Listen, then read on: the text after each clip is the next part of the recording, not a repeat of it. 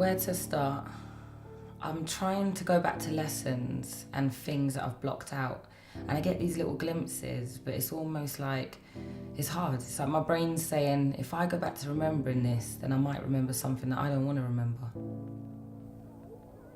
I was always good at school. I loved art, but I couldn't excel in it because if something took a week to do and I wasn't happy with it, I would just rip it up and I'd just throw it away. I didn't get anyone's opinion because I knew they would say it's art and it's fine, but the perfectionist in me couldn't deal with that.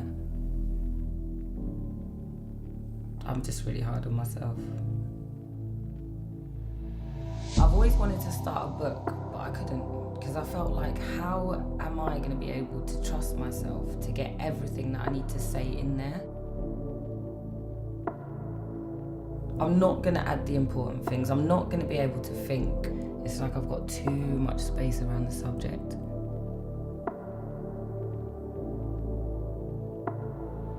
I've got so much faith in God, and I know and believe that I've got nothing to worry about, but I worry about everything. It's like I always think of the worst scenario and I can literally feel it happening. I'm scared of failure. What was I gonna say? It's on the tip of my tongue. Oh, it's so frustrating when I can't articulate myself the way I want to. It's mad, because people say I articulate myself and express my feelings so well, but it's just not how my brain wants to. Cloudy mind, fuzzy head.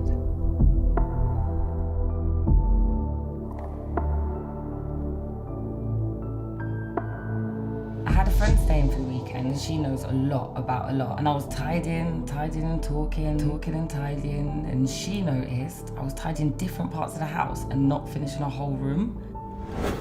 I'd go into the kitchen and do 10 items and then leave and do 10 minutes in the bathroom and then come back to the sink, wash another 5 cups, back and forth, bath, sink, sofa, strip the bed. A bizarre formless pattern. Back and forth, bath, sink, sofa, strip the bed. It was then she suggested the ADHD.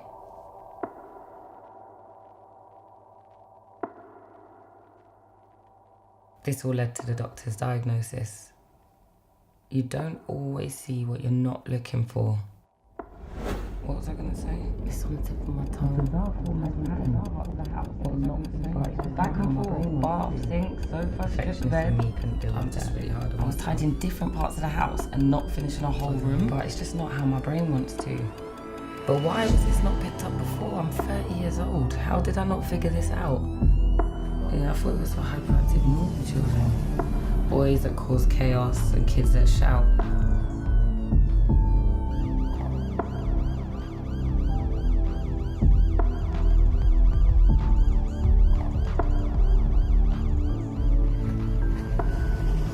I couldn't believe it. All of the confusion that goes on in my head and all the reasons why I feel like everyone's got things worked out better than me and no one else has these messed up brain patterns from trauma. I just thought my childhood was to blame, but I was realising who I really was, realising that there's other people like me, realising that this is a thing and it's not just me. It was so weird because at first I was like, oh my gosh, I thought this was all temporary stuff that I'm going to be able to get over, but it's not. It's actually my brain. So I'm never going to get over these things I struggle with then. I'm never going to be able to straighten out my mind and just act on what I say and live up to my word. I'm always going to be flaky because it's my brain and you can't cure it. And I just lost my shit for a while. A blank reaction. No one got it.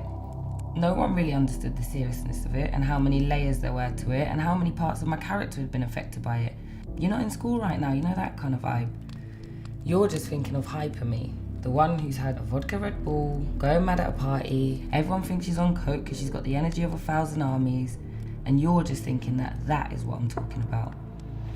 Brainwash. Society thinking it's just for youth, or one lie repeated multiple times becomes truth. Broken brain, they say. If people with ADHD would just try harder. I have trouble focusing my attention on things that don't reward my brain to focus on them. Are you listening?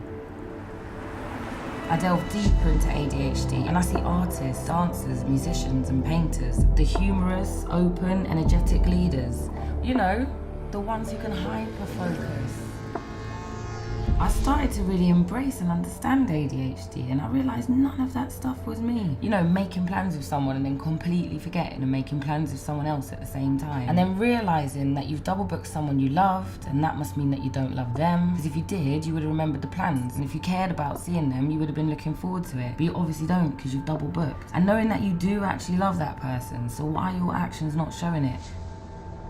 It makes you feel like such a shit person and like you have no integrity, like nothing matches. You talk a good talk, but you just don't walk it.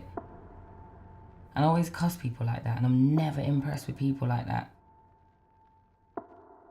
And I was being like that. Trapped, not knowing myself. But I realised, that's not me, that's ADHD. That's not me, that's ADHD. That's not me, that's ADHD. So you know what? Instead of me sitting here hating myself and dissing myself and looking down on myself, I'm going to learn how to sort out myself. I'm going to learn how to manage my ADHD and then I'm going to be the best version of me ever. Ever, ever.